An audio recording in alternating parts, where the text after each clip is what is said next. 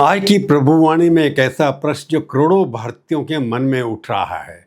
जब देश के प्रधानमंत्री स्वयं जनता से विनती करें कि 1 वर्ष तक सोना मत खरीदो, विदेश मत जाओ, पेट्रोल बचाओ, घर से काम करो, तो क्या केवल देशभक्ति की पुकार है या इसके पीछे कोई गहरा आर्थिक सत्य छुपा हुआ है?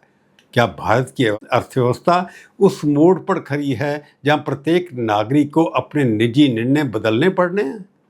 आज हम इस प्रश्न का उत्तर खोजेंगे, आंकड़ों के साथ, तर्कों के साथ और उस सत्य के साथ जो बड़े बड़े चैनलों पर आपको नहीं देखने को मिलेगा। 10 मई 2026 को प्रधानमंत्री नरेंद्र मोदी ने देश की जनता के साथ 7 बड़े आग्रह किए। उन्होंने कहा, पेट्रोल और डीजल की खपत घटाओ, जन परिवहन अपनाओ, घर से काम करो जहां भी संभव हो, 1 वर्ष तक सोना मत खरीदो, विदेशी ब्रांड छोड़ो और स्वदेशी वस्तुएं अपनाओ, खाद्य तेल का उपयोग घटाओ यानी कि पेट्रोल कम करो, 1 वर्ष तक विदेश यात्रा से बचो और जितने भी केमिकल फर्टिलाइजर हैं की जगह एक नेचुरल फर्टिलाइजर कृषि के लिए काम में लाओ। प्रधानमंत्री ने कहा, कोट, हमें किसी भी मूल्य पर विदेशी मुद्रा की रक्षा करनी है। उन्होंने प्रत्येक भारतीय से रुपए का संरक्षक बनने का आह्वान किया। प्रश्न ये है, ये अपील क्यों? इसके पीछे कौन सी ऐसी परिस्थितियां हैं? आइए एक एक विषय को गहराई से समझते हैं। सोना भारत की सबसे महंगी आदत। भारत संसार का दूसरा सबसे बड़ा सोना उपभोक्ता देश है। यहाँ एक चौंकाने वाला तथ्य है जो बहुत कम लोग जानते हैं। हम जितना सोना उपयोग करते हैं उसका केवल 0.2% अर्थात केवल 1.6 मैट्रिक टन 1600 टन जो है देश की भूमि से निकलता है। शेष 99.8% आयात किया जाता है। वर्ष 2024-25 में भारत ने 803 मैट्रिक टन सोने का आयात किया और उसकी लागत थी 58 अरब अमेरिकन डॉलर अर्थात लगभग 4,80,000 करोड़ रुपए। और वर्ष 2025-26 में यह आंकड़ा 24% बढ़कर 71.98 अरब डॉलर अर्थात 6 लाख करोड़ तक पहुंच गया। सोचिए, एक और हम विकसित भारत का स्वप्न देखते हैं और दूसरी तरफ हम वर्ष 6 लाख करोड़ का वेतन केवल सोने पर खरीदने में खर्च कर देते हैं। ये सोना ना रोजगार बनाता है, ना उत्पादन करता है, बस तिजोरियों और संदूकों में बंद हो जाता है। जब तक घरेलू सोना खनन की क्षमता शून्य है लगभग। प्रधानमंत्री की अपील में एक ठोस आर्थिक तर्क छिपा हुआ है। अब आते हैं उस संकट पर जो सोने से भी बड़ा है। भारत अपने कच्चे तेल की आवश्यकता का 85 से 88% आयात करता है। अमेरिका और चीन के पास भारत विश्व का तीसरा सबसे बड़ा कच्चे तेल का इंपोर्टर है। 2024-25 में भारत का पेट्रोलियम आयात बिल 101 से 104 अरब डॉलर अर्थात 8 से 9 लाख करोड़ तक पहुंच गया। अब जब अमेरिका ईरान संघर्ष के कारण कीमतें $100 के प्रति बैरल पार कर चुकी हैं, तो ये बिल और भी बढ़ेगा। और ये केवल वाहन ईंधन नहीं है, रसोई की गैस अर्थात एलपीजी का संकट और भी गंभीर है। पिछले साल भारत ने 31 मिलियन टन एलपीजी की खपत की, परंतु घरेलू उत्पादन केवल 12.8 मिलियन यानी कि 1,28,00,000 मिलियन टन था, अर्थात 2/3 से अधिक एलपीजी विदेश से आई। वो भी मध्य पूर्व युद्ध होता है तो उसमें हॉर्मुज जलमार्ग का संकट आता है, तो ये संकट सीधे भारत की रसोई में पहुंचता है। अर्थशास्त्री कहते हैं, तेल की प्रत्येक 10% मूल्य वृद्धि भारत की आर्थिक विकास पर 20 से 25 आधार तक कम कर देती है। ये केवल सिद्धांत नहीं, एक रियलिटी है। अब देखिए विदेश यात्रा। 3,79,00,000 भारतीय 1.5 लाख करोड़ रुपए विदेश यात्रा पर खर्चते हैं। 2024 में 3,79,00,000 भारतीय ने विदेश यात्रा की। यह अब तक का सबसे बड़ा आंकड़ा है। भारतीय रिजर्व बैंक के अनुसार 2023-24 में भारतीयों ने विदेश यात्रा पर 17 अरब डॉलर अर्थात 14 लाख करोड़ रुपए खर्च किए।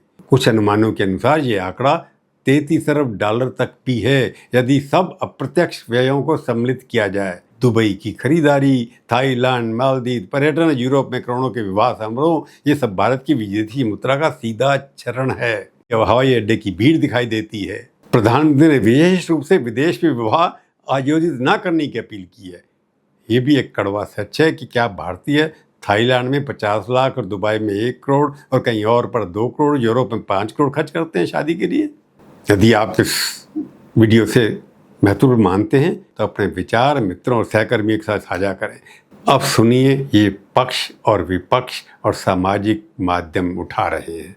जैसा कि अपेक्षा था, प्रधानमंत्री की अपील के तुरंत बाद सामाजिक माध्यमों पर एक तूफान खड़ा हो गया। कांग्रेस नेता राहुल गांधी ने सीधा आरोप लगाया, मोदी जी प्रधानमंत्री के रूप में विफल होने के बाद अब नागरिकों के दैनिक जीवन को नियंत्रित कर रहे हैं। विपक्ष का केंद्रीय तर्क यह है कि ये जब सरकार कहती रही कि भारत विश्व की सबसे तेजी बढ़ती अर्थव्यवस्था है, जब विकसित भारत 2047 के सपने सुनाए जा रहे थे, तब अचानक प्रधानमंत्री को जनता से सोना व यात्रा छोड़ने की विनती क्यों करनी पड़ी। विपक्षी दलों की प्रेस वार्ता हुई। किसी ने लिखा, सरकार ने स्वयं 5 वर्षों में कितने विदेश दौरे किए, वे कितनी गिनती कौन करेगा, कितने मंत्रियां कितनी गाड़ियां लेकर के चलते हैं। किसी ने तो 1991 के उस काल के अध्याय की याद दिलाई जब भारत ने अपना सोना स्विट्जरलैंड और बैंक ऑफ इंग्लैंड में गिरवी रखा था। और कुछ ने प्रश्न उठा, क्या अपील सरकार नीतिगत विफलता को जनता के कंधों पर डालने का प्रयास है। ये आलोचना सुनने योग्य है, इसे खारिज नहीं किया जाना चाहिए, परंतु सरकार का भी पक्ष है। सरकार का स्पष्ट उत्तर है, ये संकल्प घरेलू नीतियों की विफलता नहीं बल्कि एक अभूतपूर्व वैश्विक युद्ध का परिणाम है।